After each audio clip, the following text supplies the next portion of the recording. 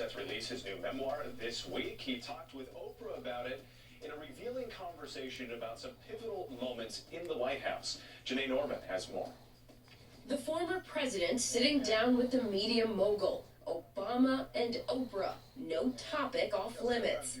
Well, time and again, you question, in a promised land, your own vanity and ego. By the time I entered into the Oval Office, what interested me was, what could I get done? And I think that to actually imagine yourself running for president requires a certain element of megalomania and insanity. No. Candid conversation highlighting former President Barack Obama's upcoming memoir, A Promised Land. I was still trying to prove myself worthy to a father who had abandoned me.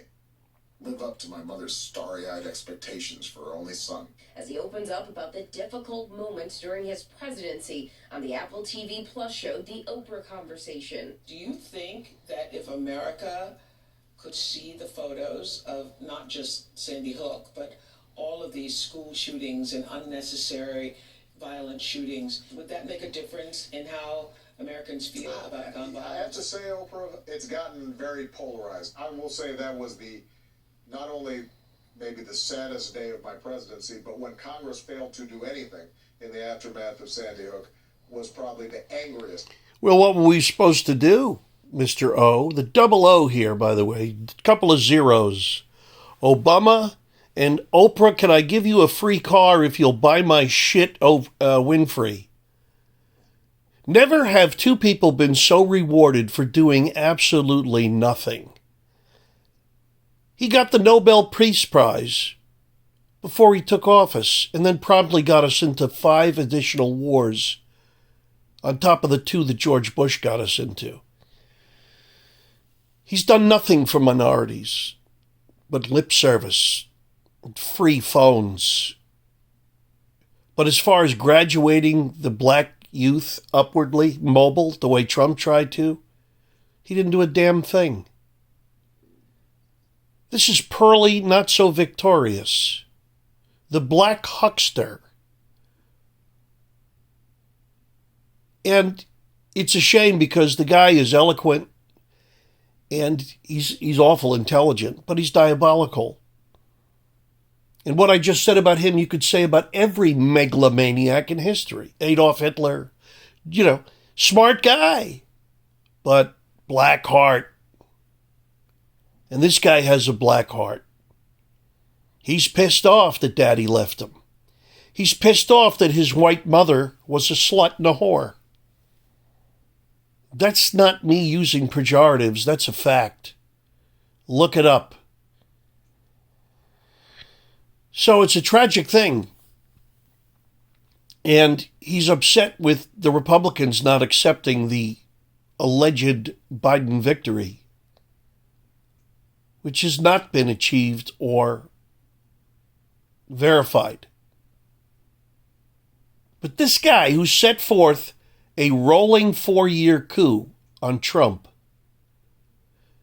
with the clandestine operatives in the deep state, especially the FBI and the DOJ, and he's telling Republicans they need to accept the results. This is the same guy that said everybody was trying to steal the election from Hillary. And now that Biden, by the media, has declared a victory, it's the most secure election in history. I mean, what kind of fools do they think the people of the world are, much less Americans? Look, there's a lot of stupid people in this country and in the world, but there's not that many stupid people. But this guy, the huckster, the Huxtable, okay, he's completely conjured. He's manufactured. He's a Hollywood prop, this guy. And he pulled it off with the help of a psychotic voting public, at least half of them, and a media that just swoons over a black guy who knows how to speak English.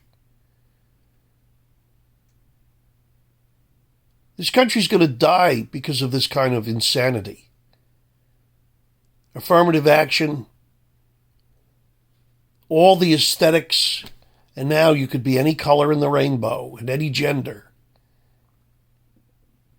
This country's in serious trouble because culturally it's bereft. And that's beyond politics. But until people start caring about the end result of somebody's,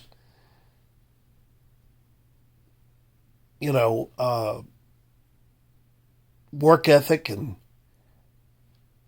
the end result of their efforts as leaders, and not the aesthetic, not the flowery words. And all the people that you've heard forever say they hate politicians, well, they got the ultimate non-politician in Trump and they hated him. 50% of the country hated him. And you'll hear them say, he's not a freaking politician. Well, I thought you didn't like politicians. So that's the other thing. People need to sort out what they really want in life. Because the greatest politicians of the world have been the greatest tyrants. Great politicians are inherently evil because they're megalomaniacs. Like Obama just admitted.